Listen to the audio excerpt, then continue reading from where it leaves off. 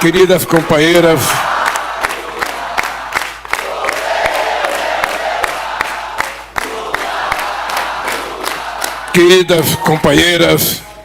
do PSB, queridos companheiros do PSB, queridos companheiros da direção nacional do PSB e queridas companheiras da direção do PSB, minha querida companheira Janja, meu caro companheiro João Campos, prefeito de Recife, e nossa querida deputada federal Tabata Amaral, meu querido companheiro e sempre presidente do PSB, companheiro Carlos Siqueira, quem eu acompanho desde o tempo de Miguel Arraes, meu querido companheiro Geraldo Alckmin.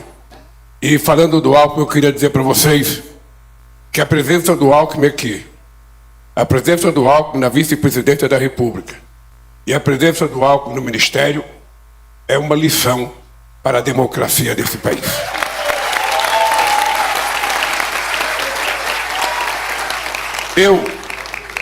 Eu falo do Alckmin porque muitas vezes nós fazemos avaliações políticas das pessoas por algum gesto das pessoas no passado e a gente só vê os defeitos, a gente não vê as virtudes. Eu queria dizer para vocês, o Alckmin foi meu adversário durante muito tempo em São Paulo, sempre ganhou da gente. O Alckmin foi meu adversário em 2006, aí eu ganhei dele. E era praticamente impossível, impensável, por qualquer cientista político de qualquer universidade, imaginar que eu e Alckmin íamos estar juntos, sabe, na presidência da República desse país. E muito mais impensável era as pessoas achar que o Alckmin iria para o PSB. Pois bem, a construção que a democracia permite é que isso aconteceu.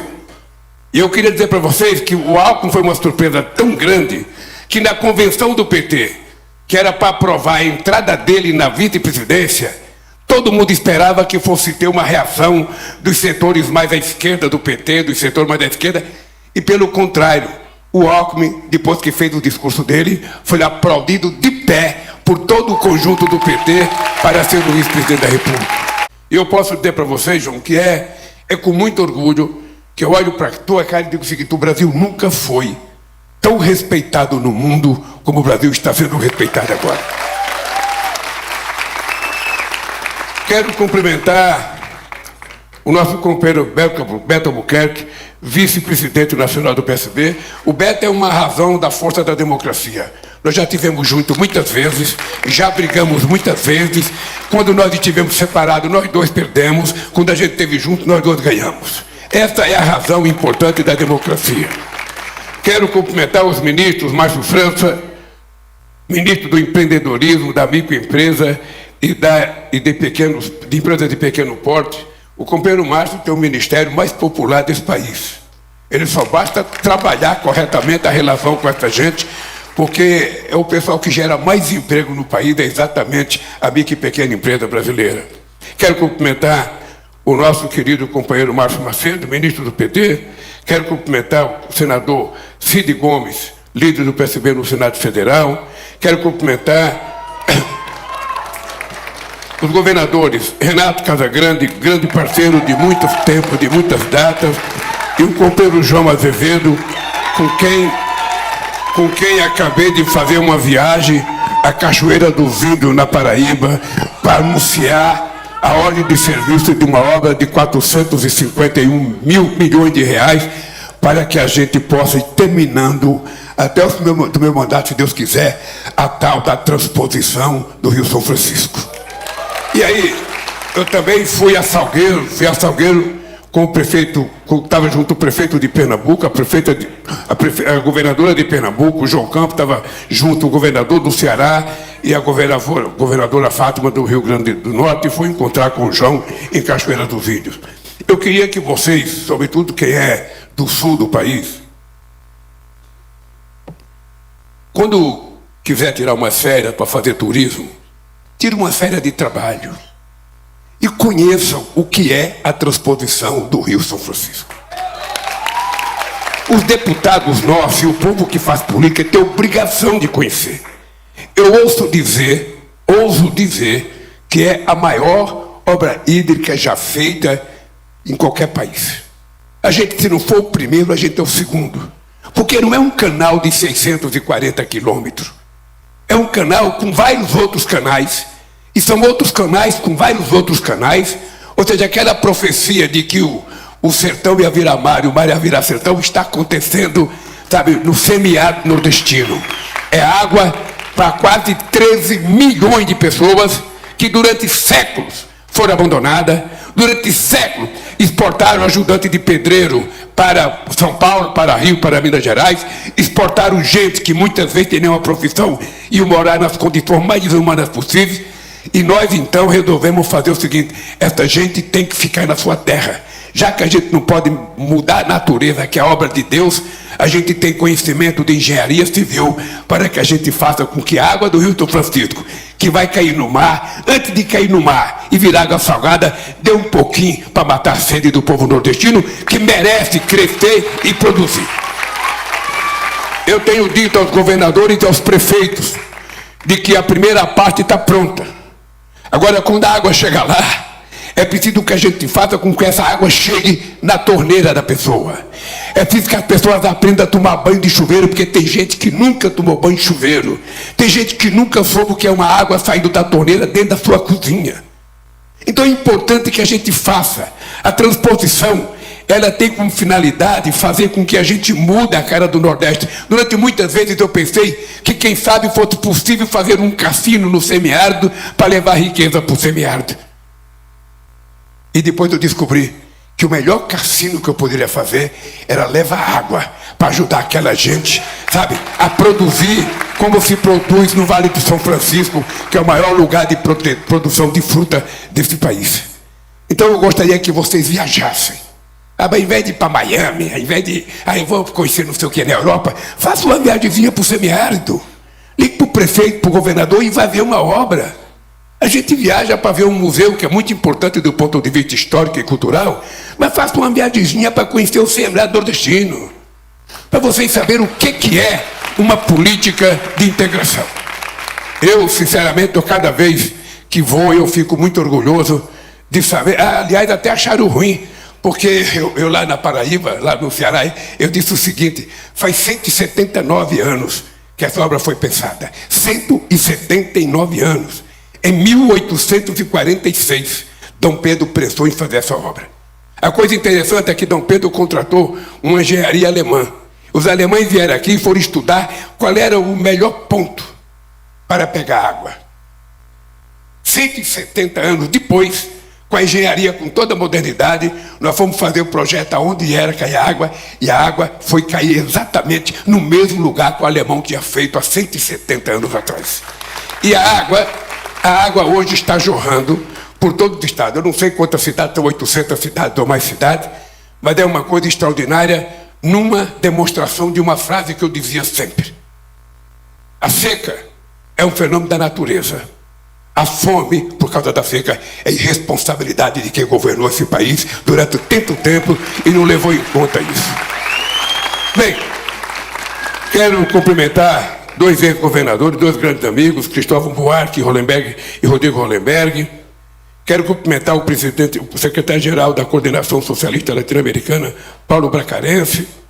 E quero dizer para vocês, companheiros e companheiras do PSB, eu tenho um discurso aqui, uma coisinha que eu quero falar. Eu aprendi uma coisa, João, importante. Muitas vezes a gente fala melhor falando pouco, porque a gente não fala bobagem falando muito. E eu aprendi que, como presidente, eu viajo 18 horas de avião para ir numa reunião do G20, onde estão participando os 20 países mais importantes do mundo. E lá, a gente só pode falar de 3 a 5 minutos. Ninguém, nem o presidente americano, nem o presidente chinês, é todo mundo de 4 a 5 minutos. Eu viajo para o G7, é tudo de 4 a 5 minutos. Aqui na América Latina, a gente falava meia hora, não tem limite. Então, é o seguinte, eu aprendi. Agora, eu faço ato de lançamento de programa no governo, o Alckmin sabe, tem ministro que fala 40 minutos. Só no Brasil pode acontecer uma coisa dessa. Então agora eu instituí que ninguém fala mais que 5 minutos. Eu certamente vou falar mais 5 minutos, porque eu queria, antes de falar da minha relação com o PSB, eu queria pedir permissão aqui à mesa. Eu não peço mais a você, porque você deixou. Você agora é ex-presidente.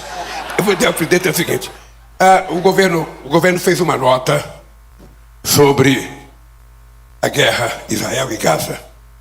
Eu queria pedir permissão para ler essa nota aqui. O governo brasileiro condena nos mais fortes termos o anúncio pelo governo de Israel, realizado ontem, dia 29, da aprovação de 22 novos assentamentos na Cisjordânia, território que é parte integrante do Estado da Palestina.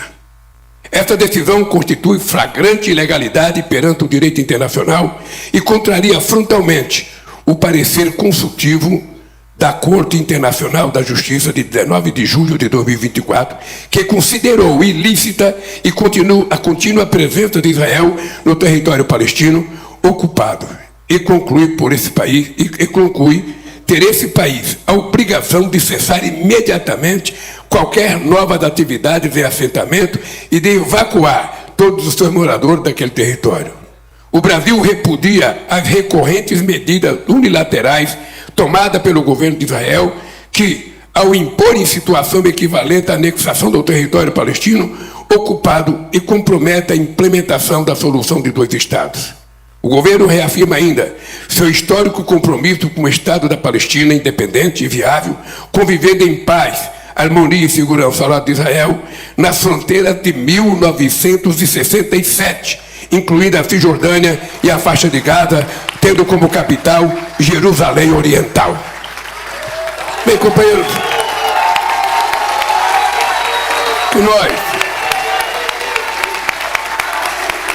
o que nós estamos vendo, o que nós estamos assistindo,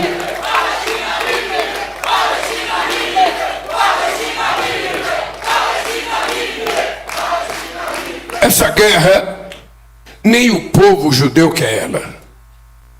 A maioria do povo judeu não concorda com essa guerra. O povo de Israel não quer essa guerra. Essa guerra é uma vingança de um governo contra a possibilidade da criação do Estado palestino. Por detrás do massacre em busca do Hamas, o que existe, na verdade, é a ideia de assumir a responsabilidade e ser dono do território de Gaza. Ora, o que nós estamos vendo não é uma guerra entre 2 exércitos preparados num campo de batalha com as mesmas armas. Não. O que nós estamos vendo é um exército altamente profissionalizado matando mulheres e crianças indefesas na faixa de Gaza. Eu sei que tem muita gente que não gosta, mas eu quero dizer aqui também no PSB: isso não é uma guerra. Isso é um genocídio contra o desrespeito a todas as decisões da ONU, que já pediu o fim dessa guerra. Por isso, companheiros e companheiras, da mesma forma com a greve da Ucrânia, João, eu tive uma conversa com o Putin para dizer para o Putin: olha, acho que está na hora de vocês entrarem num acordo. Já faz 3 anos dessa guerra. Também é importante que vocês sentem na mesa para negociar. Bom, houve a possibilidade de uma negociação. Eu estava na China, voltei, parei em Moscou, peguei o telefone no aeroporto e conversei mais de meia hora com o Putin. Putin, eu acho que você precisa ir em Istambul na negociação. Mas tem um decreto do Zelensky que eu não disse para ninguém negociar comigo. Eu falei, mas o decreto é quando o Zelensky pensava que ia ganhar guerra 3 anos atrás. Ele sabe que não é fácil ganhar guerra. Então vá lá, esqueça o decreto para negociar. É preciso negociar, porque o Brasil também foi contra a ocupação territorial feita pela Rússia. O Brasil, a gente não quer guerra. O mundo está precisando de paz, de harmonia. O mundo está precisando de livros e não de armas. É dessas coisas que a pessoa tem que compreender. E eu, então, acho que o Brasil tem um papel extremamente importante. Nós produzimos um documento junto com a China, propusemos a criação de um grupo de amigos de 13 países emergentes para ver se a gente consegue contribuir para que essa guerra desapareça e a gente volte a viver em paz. Só para você ter ideia, o mundo gastou ano passado 2 trilhões e 400 bilhões de dólares de armas. Enquanto isso, 733 milhões de seres humanos vão dormir toda noite sem ter o que comer, não por falta de alimento, por falta de dinheiro para as pessoas comprarem os alimentos. Se esse dinheiro gasto em arma fosse gasto em comida, nós teríamos um continente com 8 bilhões de seres humanos, todo mundo com a barriga cheia, todo mundo saudável. E eu acho que esse é o papel do Brasil nesse instante, é tentar evitar, sabe, que haja mais guerras. Porque esse momento histórico que a gente vive tem mais conflito, é o momento de mais conflito no mundo desde a Segunda Guerra Mundial. E quem promove eles? A fragilidade da ONU, que a ONU hoje não decide mais nada, ninguém mais respeita a decisão da ONU. Os membros do Conselho de Segurança tomam posições unilaterais. Os Estados Unidos invadiram o Iraque por conta própria, sem consultar a ONU. A França e a Inglaterra invadiram a Líbia sem consultar ninguém. E Israel fez o que está fazendo sem consultar ninguém. E a Rússia, que é do Conselho de Segurança, também invadiu a Ucrânia sem consultar ninguém. Olha, se os membros do Conselho de Segurança da ONU não se respeitam e não disputam coletivamente, a ONU perdeu credibilidade. E é por isso que nós estamos brigando para mudar, sabe, os membros do Conselho de Segurança da ONU, os membros fixos, e nós queremos que participe a África, participe a Alemanha, participe a Índia, participe o Japão, participe o Brasil, possa participar o México, a Argentina, ou seja, o que nós queremos é que o mundo esteja melhor representado na ONU para que a gente possa evitar esses conflitos. Dito isso, vamos ao nosso Congresso. Bem, é importante que vocês saibam que a minha relação com o PSB ela é histórica, porque ela começa com a entrada de pessoas como Antônio Cândido dentro do partido, que foi um dos fundadores do PSB, no começo do PSB, ele que era, possivelmente, um dos maiores intelectuais que esse país já produziu.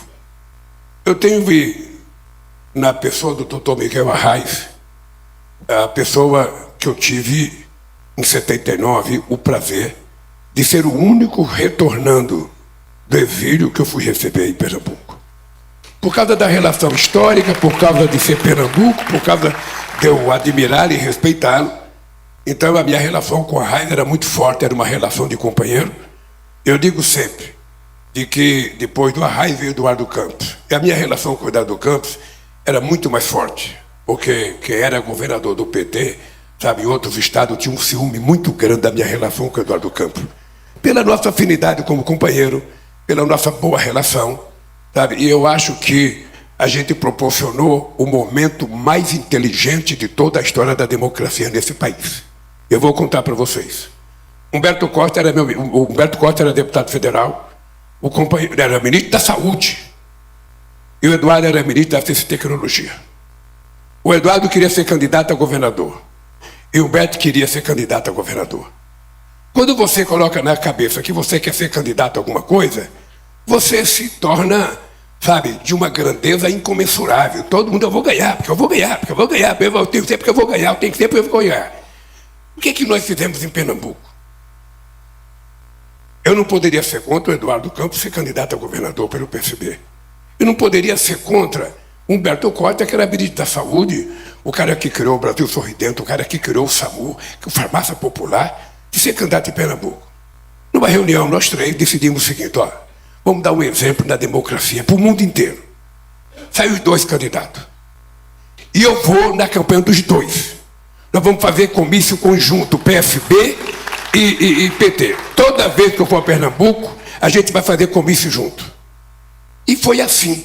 Eu ia no comício em Pernambuco, era bandeira do PSB e bandeira do PT, ninguém vaiava ninguém, e eu terminava dizendo, quando terminar o primeiro turno, quem for para o segundo turno será automático o apoio de quem ficou no segundo lugar. E assim foi feito. Fizemos uma campanha, vários comícios conjuntos, num falava o Eduardo primeiro, no outro falava o Humberto primeiro, e a gente terminou uma campanha, sabe, o Eduardo colocou muita gente do PT no governo, e foi assim que a gente poderia fazer, cara. É assim que a gente pode fazer em muitos lugares. Tornar civilizada a nossa disputa. Não tem nenhum problema fazer isso, a gente pode fazer em muitos estados. O que não dá é para a gente fraquejar, e aí é o papel da direção, meu caro. Aí você vai ver que é mais duro, você vai ver que de vez em quando você tem que tomar a decisão. Eu faço uma intervenção ou não faço naquele estado? Porque eu fiz duas intervenções para não deixar o Vladimir Palmeira ser candidato a governador no Rio de Janeiro. E não era fácil fazer intervenção no Rio de Janeiro. Não era fácil. Sabe? E eu defendia, sabe, senão uma direção não é respeitada. Se a direção ceder a cada cara que ser candidato a vereador, acha que ele tem que ser candidato porque ele quer ser candidato, você leva em conta os interesses do partido. Ele quer ser candidato a prefeito, você levar em conta os interesses do partido. Ele quer ser candidato a presidente, sem interesse, você levar em conta os interesses do partido. Você vai ver uma experiência, todo senador, quando chega no meio do mandato, ele quer ser candidato a presidente, a governador. Pode ter certeza que o cara eleito no Senado vai ser o teu principal adversário. Porque quando chegar a 4 anos, você tem que ser candidato, ele não vai perder nada. Ele sendo candidato já faz campanha para o outro mandato. Então, até o Suplicy quis concorrer comigo à presidência da República. Então, gente, é o seguinte, eu estou dizendo isso porque é preciso a gente acreditar que se não tiver partido forte, a democracia fica fragilizada. A gente não pode ceder a desejos individuais. O desejo tem que ser coletivo. E se a gente fortalecer o partido, é bom para todo mundo. É bom para todo mundo. Muitas vezes é o partido que tem que dizer, olha, em tal cidade, a pessoa que nós vamos trabalhar é fulano de tal. Por que fulano de tal? Porque ele agrega mais, porque ele traz mais apoio, porque ele pode ganhar. Ah, não, mas eu quero ter candidato. Você quer ser candidato de quem, cara? Seu? Teu? A gente precisa levar isso mais a sério. Porque o que nós estamos percebendo é que a gente faz a disputa toda, mas quando a gente vai ver o resultado final das eleições, os setores mais conservadores elegem sempre o dobro ou o triplo de deputados que a chamada esquerda, os progressistas, elege. Alguma coisa está errada. Ou na escolha de candidato, ou no nosso discurso, ou nos nossos programas. Alguma coisa está errada que o povo não compreende. Então é preciso que a gente discuta mais, e eu acho que nós já cometemos erro demais. Acho que nós precisamos pensar o seguinte, nós precisamos saber o seguinte, o que nós queremos daqui para frente. O que nós queremos? O PSB está de presidente novo, o PT vai estar de presidente novo a partir de agosto. Nós temos na Câmara dos Deputados, mais da metade dos deputados que são pessoas altamente acessíveis, independente do partido que ele pertence, eles querem negociar, eles querem discutir. Sabe? Então é preciso que a gente tenha gente preparada para fazer isso. Eu falo sempre, João, que você não pode colocar de presidente de um partido alguém que não tem uma dimensão. Às vezes o vereador não recebe o presidente do partido. Porque o vereador se acha uma grande autoridade, o presidente do partido não é nada. Então o que nós temos que fazer é o seguinte, nós precisamos ter em conta a necessidade do fortalecimento do partido. O Siqueira viveu esse tempo todo, o Arraes viveu. Eu lembro até quando tentaram dar um golpe em Arraes em Alagoas. Você se lembra disso? Você lembra que você era muito novo, você era muito pequeno. Né? Então é o seguinte, é preciso. É o seguinte, quem não quiser respeitar o partido, que seja candidato avulso. Seja candidato avulso. Gente, o candidato avulso, para quem pensa assim, é a coisa mais bonita do mundo. Porque o cara não tem que prestar conta a ninguém. Levanta de manhã, toma banho, chega na frente do espelho e fala, espelho, espelho meu. Em quem que eu voto? Como é que eu voto aquela coisa? Não pede licença para ninguém. Aí tem cara que fala, não, mas eu estou pensando no meu compromisso ético, histórico. Eu estou pensando, não sei das contas, não, cara. Se você quer fazer o que você pensa, seja candidato avulso. Se entrar num partido, obedeça às regras do partido, às decisões do partido, que é assim que a gente constrói a democracia. Então a minha relação com o PSB é uma relação carnal. Nós estamos ligados umbilicalmente e também mentalmente. Porque a divergência que nós temos, ela só acontece nisso. É um vereador que não quer aceitar, é um prefeito que não quer aceitar, é um candidato a governador que não quer aceitar, sabe? Então é importante. O companheiro Ricardo Coutinho, que hoje é do PT, ele deixou o PT porque eu fui na Paraíba querer fazer uma aliança. Ele não quis fazer aliança, por isso ele saiu do PT. Então, veja, eu não sei se ele estava certo ou errado, mas o dado concreto é que vocês pertencem a um partido que tem história. Pertence a um partido que tem história, que tem símbolos. Sabe? Então, se a gente não respeitar isso, é melhor a gente, sabe, escolher outro caminho. Por isso, João, o presidente tem que ser sensível, muito legal com todo mundo, mas tem que ser duro, senão não exerce a presidência. Tá? E eu sei como é que reage a família Campos. O Eduardo Campos era todo simpatia, sabe? Mas quando a coisa enrugava, ele era um cara de dar soco na mesa. Então, e essa aqui é muito parecido com o pai. Então, vocês vão devagar aí, se cuidem. A segunda coisa que eu quero dizer para vocês é que nós sempre governamos juntos. Eu nunca tive problema com o PSB em lugar nenhum, mesmo quando a gente divergia. Depois que as eleições acabavam, a gente encontrava um jeito, a gente encontrava uma solução, a gente estava certo. Muitas vezes o Siqueira me fazia crítica, e eu falava, mas fazer crítica é um direito. Se o cara é presidente de um partido e ele não tem o direito de fazer crítica ao governo, porque o governo fez alguma coisa, ele vai ter direito de fazer o quê?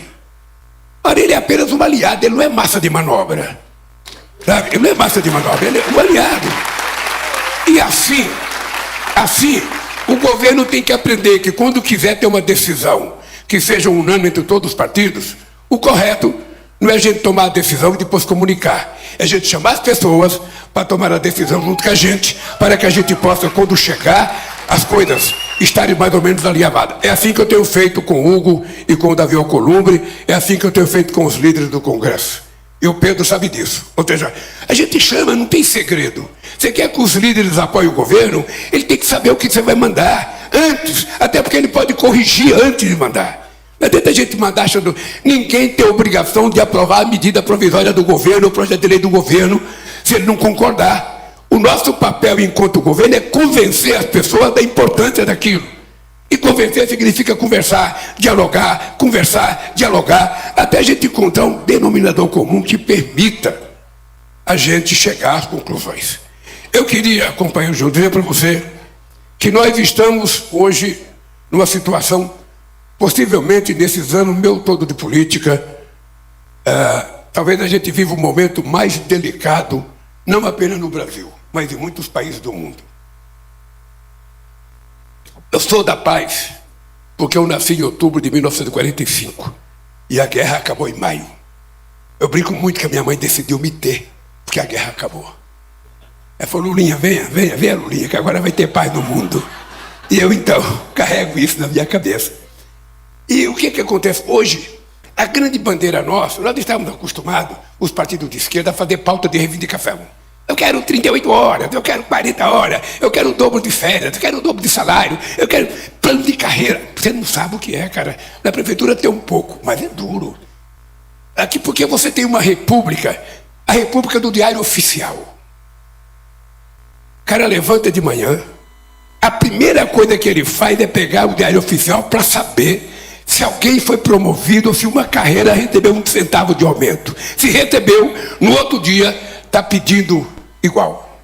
Isso é o ano inteiro, cara. Não é uma vez. O sindicato você faz um acordo por ano. Reúne todo mundo que trabalha na fábrica, na categoria, e faz um acordo. No governo, não. O governo é um só patrão. Mas nós temos 800 negociações, cara. Você não tem noção, João. Você vai ter noção. Você é muito novo. Então, eu acho que a nossa luta agora tem 2 coisas extremamente importantes, João. Uma é a democracia. É importante que a gente aprenda a valorizar essa coisa chamada democracia, que não é uma coisa burguesa, como alguns de esquerda falam. É importante a gente saber o seguinte, a gente não construir as coisas que a gente promete para o povo, num Congresso ou num Senado em que você não tem maioria absoluta, e mesmo quando você teve, como o Sarney teve, sabe, de 85 até a Constituição, você não consegue governar se você não estiver disposto a conversar, a construir. Então, e depois você tem que levar em conta quem é que vai entrar depois. Porque você percebe que a direita tem uma facilidade de destruir tudo que a esquerda faz. Tudo. Tudo. Ou seja, todas as políticas totais. Vocês viram o que fez o outro presidente aqui, que eu não vou citar o nome dele. Ele acabou com o Ministério do Trabalho, acabou com o Ministério da Cultura, acabou com o Ministério da Igualdade Racial, acabou com o Ministério da Mulher. Para dizer o quê? Para fazer o quê? Um presidente que acaba com o Ministério da Cultura é a primeira demonstração de que a democracia não vale nada para ele, porque ele tem medo dos artistas, ele tem medo da criatividade, ele tem medo de que os artistas possam dizer nos palcos, aquilo que muitas vezes não se diz no palanque. Quanto mais cultura, quanto mais leitura, quanto mais arte, mais o país ficará civilizado, mais o país ficará mais inteligente, mais esperto, e vai possibilitar uma qualidade de uma vida muito melhor. É isso que nós precisamos construir no Brasil. Então nós temos que construir a democracia aqui, nós temos que defender sempre o multilateralismo, que aconteceu depois da Segunda Guerra Mundial. Ou seja, porque o que está fazendo o presidente dos Estados Unidos? Ele está querendo acabar com o multilateralismo e criar o unilateralismo. Ou seja, ao invés de negociar coletivamente, negocia um por um. E você sabe, quem aqui eu vou trazer para a fábrica ou para um banco, você sabe que se um trabalhador tentar negociar sozinho com o Banco do Brasil, ele já perdeu. Se ele tentar negociar sozinho com a empresa, ele já perdeu. É importante a negociação coletiva, reforçar o MC, reforçar a ONU. Então o multilateralismo virou uma coisa muito importante para a gente poder defender no mundo. A gente não pode voltar àquela negociação da Guerra Fria, em que um lado levava o outro a ser inimigo de todo mundo. Nós não queremos mais Guerra Fria, nós queremos livre comércio e nós queremos, na verdade, nós queremos soberania de cada país. Ninguém se mete nas coisas do Brasil e a gente não se mete nas coisas dos outros. Esse país tem quase 16.800 quilômetros de fronteira seca. Esse país tem 8.500 quilômetros de fronteira marítima. Esse país controla 5.700.000 quilômetros de água nesse país. Esse país tem a melhor floresta tropical do mundo. Esse país tem 12% da água doce do mundo. Esse país tem uma riqueza, sabe, mineral que nós ainda não conhecemos o que tem nesse país. Nós não sabemos todos os minérios que nós temos. Então que ninguém venha meter a mão e dar palpite nisso aqui. Isso aqui é nosso e nós precisamos cuidar para garantir ao nosso povo que sobreviva, para garantir sinceramente o futuro. É por isso que nós estamos apostando nessa questão de criar comissões, sempre da sociedade civil, para controlar essas determinadas coisas que a gente vai criar. Porque a gente fica só no governo, dependendo do governo que entra, destrói tudo no outro dia. E destrói e não há reação. Essa é a verdade, destrói e não há reação. Então é importante que a gente leve em conta as nossas bandeiras, tá? Outra coisa importante que eu queria falar para vocês. Eu tenho consciência, João, de que o Brasil teve 2 momentos de política de inclusão social nesse país. Desde a proclamação da República. Nós tivemos o Getúlio Vargas, com a criação. E o Getúlio Vargas enquanto ditador. Veja que interessante. No período de ditadura do Getúlio Vargas, de 30 a 45, ele fez 2 coisas muito importantes. O salário mínimo. Porque naquele tempo não tinha salário mínimo, cada um pagava o que queria e o trabalhador nunca teve escolha. E foi criado em 1939 o salário mínimo. E depois a CLT, que foi criada em 1943. Hoje tem gente, João, que é contra a CLT. Você mesmo já me falou, ô presidente, essa juventude não quer mais CLT. Essa juventude não quer mais ter uma carteira assinada e levantar às 5 da manhã, pegar 2 horas de ônibus lotado, ir para o trabalho, trabalhar das 7h30, das 8 até às 6 da tarde, sair, pegar mais 2 ônibus lotados para ir para casa, chegar em casa às 9 horas da noite e tendo um chefe o dia inteiro no ouvido dele azucrinando. Você sabe o que é chefe dentro de fábrica, quem trabalha em fábrica sabe o que é. Então, a molecada quer mais liberdade. Eles querem mais tempo para ficar em casa, querem mais tempo para ler, mais tempo para fazer internet, mais tempo para alguma coisa. Então é preciso que a gente discuta a novidade. Mas, naquele tempo, o povo trabalhava na semi-escravidão. Não tinha jornada de trabalho para crianças de 12 anos de idade. As pessoas que eram proibidas de trabalhar, não eram proibidas naquela época, entravam às 6 da manhã até 6, 7 da noite. Não tinha jornada de trabalho. Mulher era tratada como se fosse objeto. Ou seja, é importante lembrar, sabe, que nesse período a gente conseguiu criar essas 2 coisas que foi muito importante. E depois a volta do Getúlio em 50 com a criação de quase todas as empresas públicas que nós temos. Eu falo isso porque eu sou de São Paulo. E a elite empresarial de São Paulo não colocou sequer uma rua, não, uma viela com o nome do São Paulo, do Getúlio Vargas. Ou seja, tal desprezo que a elite empresarial de São Paulo tem na figura do Getúlio Vargas. Ou depois do Getúlio aconteceu um monte de coisa, mas não houve mais política de inclusão social, houve programinha aqui e ali. Qual é o momento que houve outra vez de inclusão social? No nosso governo. Eu digo para vocês que nesse governo, João, eu não sei se vocês têm recebido o material que a gente tem feito. Ou seja, possivelmente a gente tenha feito, até agora, 3 vezes mais em tudo que se possa imaginar do que fez o governo passado. 3 vezes mais. E eu digo sempre o seguinte, eu duvido o seguinte, qualquer professor, qualquer historiador, qualquer analista político, qualquer jornalista está desafiado a responder se houve algum momento na história desse país em que os governadores de estado receberam mais ajuda do governo federal do que no meu mandato e no mandato da companheira de Rousseff. Pode pesquisar. Pode pesquisar todos os presidentes, Fernando Henrique Cardoso, Collor, Bolsonaro, Sarney, sabe? E todos que vieram antes, sabe? Jânio Quadro. Pode perguntar. Temer, pode perguntar. Pode pesquisar. Não há nenhum momento da história que houve tanto investimento no Estado. E o João está aqui, o Casagrande sabe. Quando nós fomos fazer o PAC, eu não fiz o PAC antes de, no mês de janeiro, fazer uma reunião com os 27 governadores de Estado para decidir quais são as obras que vocês acham mais importantes dos seus estados. Para que a gente não tomasse a decisão a partir de Brasília, sem conhecer a realidade local. Assim foi feito o PAC Seleções. Quem decidiu, na verdade, foram os prefeitos. Nós fizemos várias reuniões para que os prefeitos, sabe, apresentassem os projetos da sua necessidade. E aconteceu uma coisa que meu partido não gosta às vezes, é que muitos prefeitos, adversários meus, bolsonaristas, ganharam coisa no PAC, sabe, seleção que o PT não ganhou, e nem que você ganhou. Lá o prefeito de uma cidade lá perto de Pernambuco, que era um bolsonarista desgramado lá, ou seja, ele recebeu do governo acho que 160 milhões para cuidar de obras hídricas.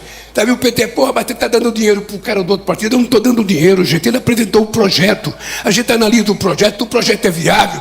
A gente não está dando dinheiro para o prefeito, a gente está dando dinheiro para cuidar do povo.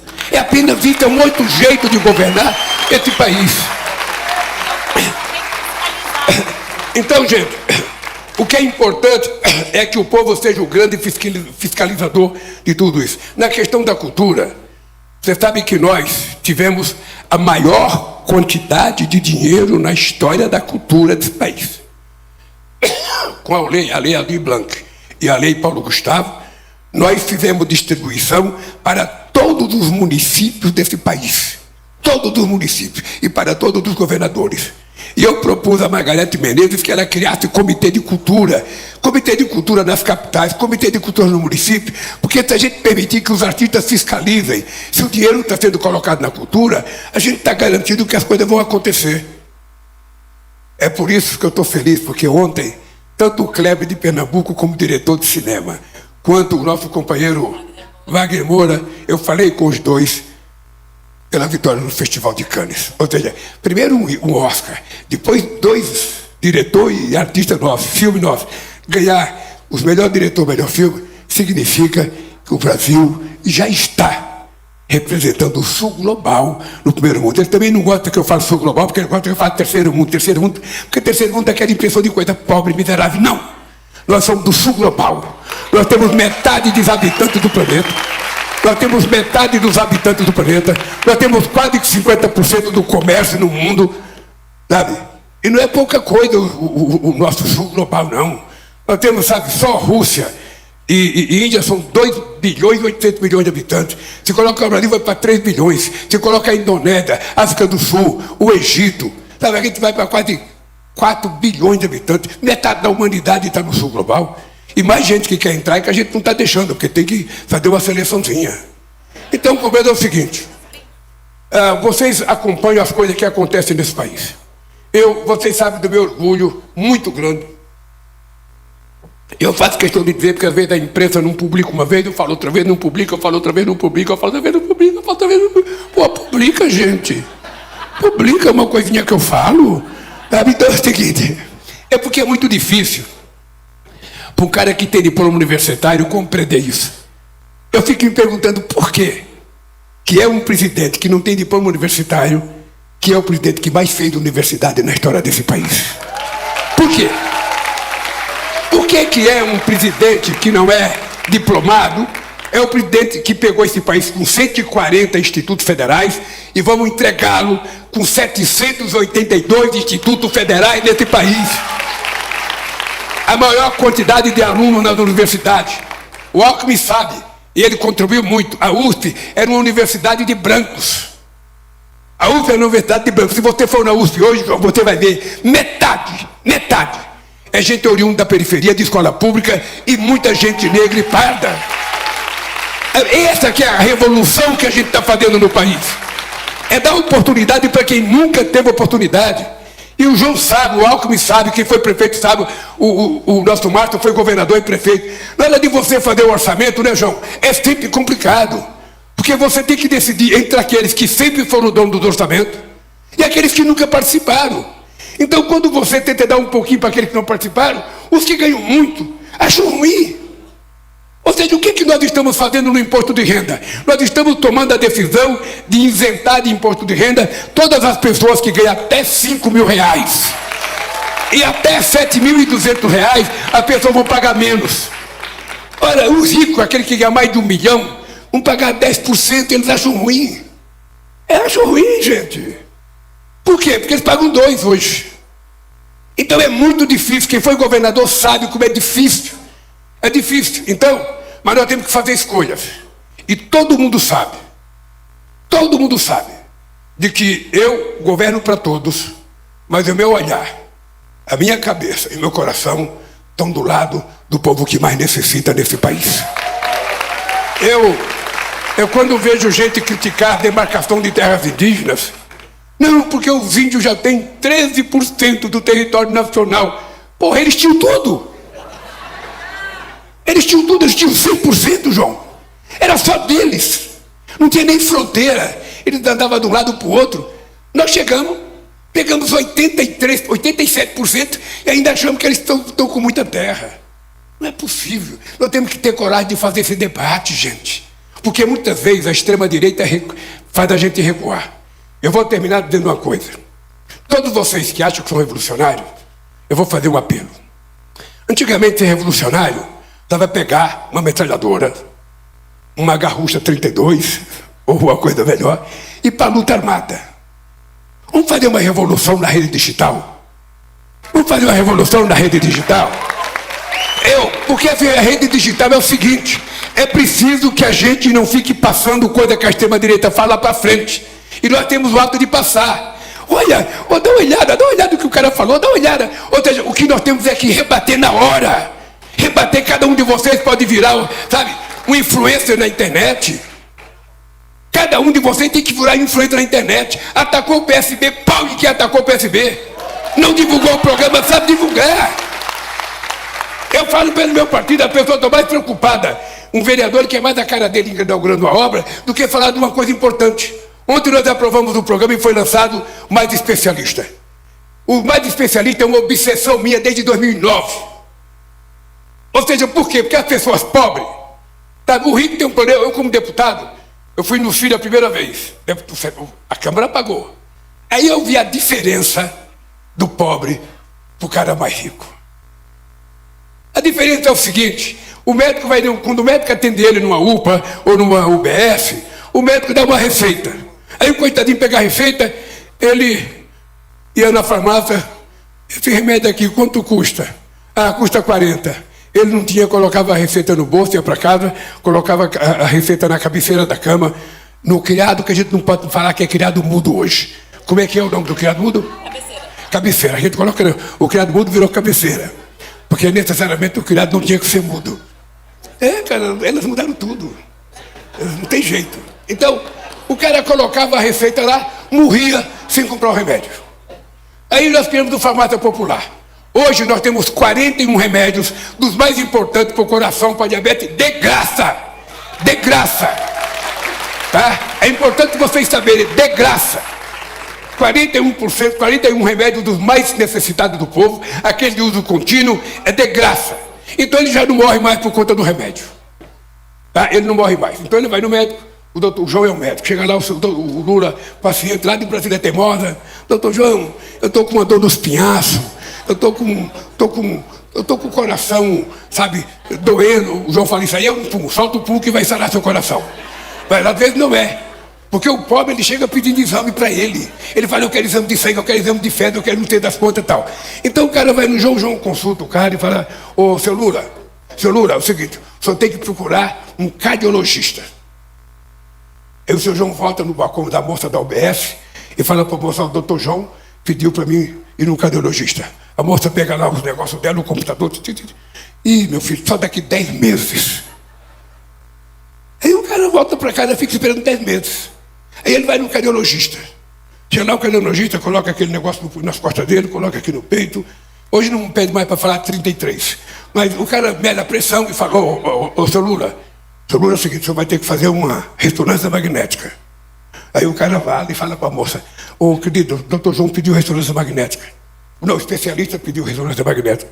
Aí a moça pega lá o computador, 11 meses, 1 ano. Ou seja, que barbaridade é essa? A doença não espera. Se ao médico pedir e a gente tem que esperar 1 ano, a gente pudesse parar, tudo bem, mas não para, a doença vai crescendo.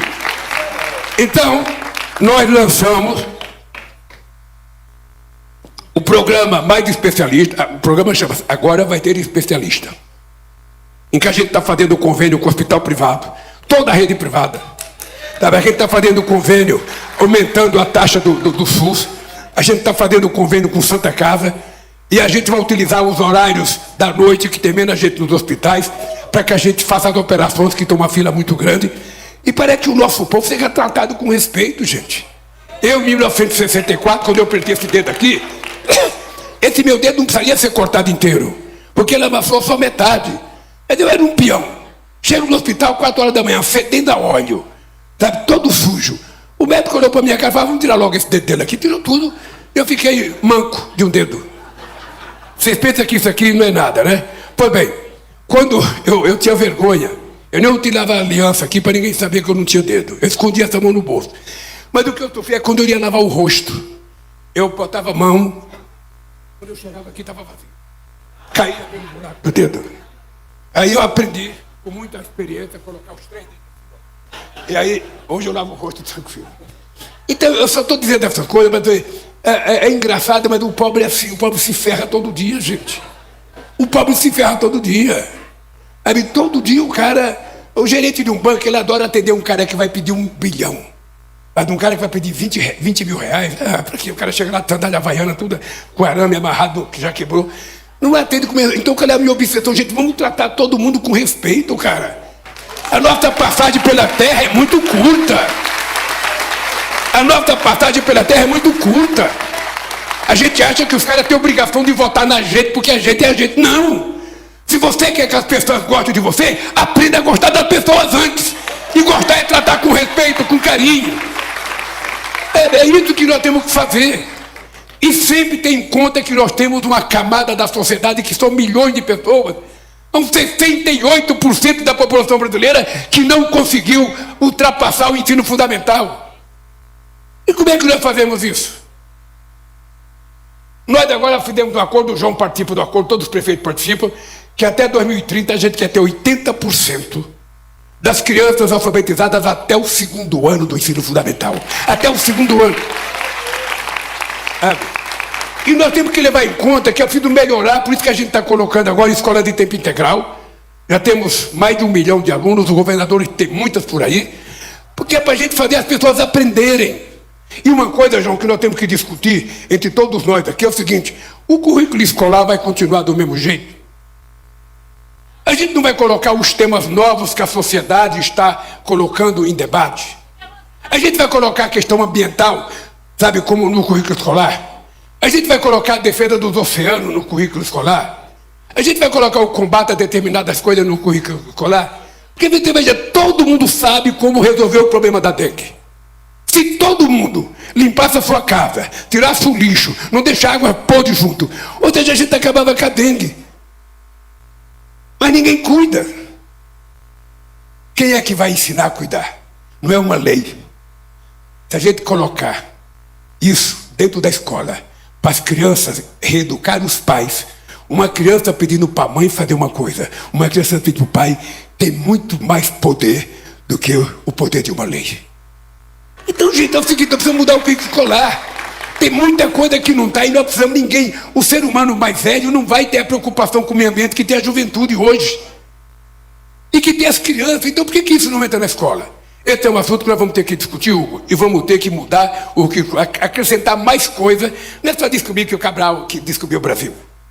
É só descobrir. Isso todo mundo já sabe. O que precisa é a gente levar em conta que o filho do João, se estiver na escola, viu, Tabata? Quando você tiver um filho, que ele estiver na escola, o pai e a mãe estão preparados para ensinar ele a fazer a tarefa de casa quando ele chegar.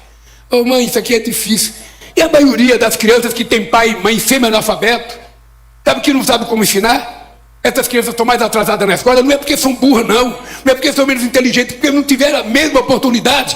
Então nós precisamos criar condições dessas crianças ter reforço dentro da escola. Ou seja, companheiros, Eu tenho dito, João, o seguinte: para que eu seja candidato à reeleição, tem algumas coisas na minha vida. Primeiro, eu tenho que estar 100% de saúde, como eu estou hoje. 100% de saúde. Mas a outra coisa é que nós temos que construir um programa. Mas o que a gente quer do país daqui a 10 ou 15 anos? Porque se a gente ficar brigando com o orçamento todo ano, é muito ruim, gente. Todos os governadores e todos os prefeitos e o presidente da República vivem brigando com o orçamento. A gente faz o orçamento para fazer uma coisa, depois tem que cortar porque o dinheiro é curto, e depois tem que cortar porque não tem o dinheiro. É um inferno. Então nós temos que ter um programa. O que é que nós queremos entregar a esse país nos próximos 10 anos? E fazer uma coisa mais forte. A gente tem que colocar fim a algumas coisas. E uma delas é o analfabetismo. A outra é a fome. E a outra é o seguinte: nós precisamos escolher algumas profissões que a gente tem que apostar mais. Engenharia é uma coisa que nós temos que formar mais engenheiro, mais matemática, mais pesquisador, de coisas novas. Mandar essa gente estudar na China, estudar nos Estados Unidos, estudar para ser engenheiro, para aprender a lutar com esse negócio digital, essa inteligência artificial. Eu fico pensando, para que a gente quer inteligência artificial com tanta gente inteligente que a gente pensa que tem? O ser humano é tão inteligente que ele vai cavando a sua própria destruição. Se a inteligência artificial tiver o papel que ela vai ter na história, você que é novo vai te perguntar: para que eu? Para que eu? Porque essa é a verdade dos fatos que estão acontecendo.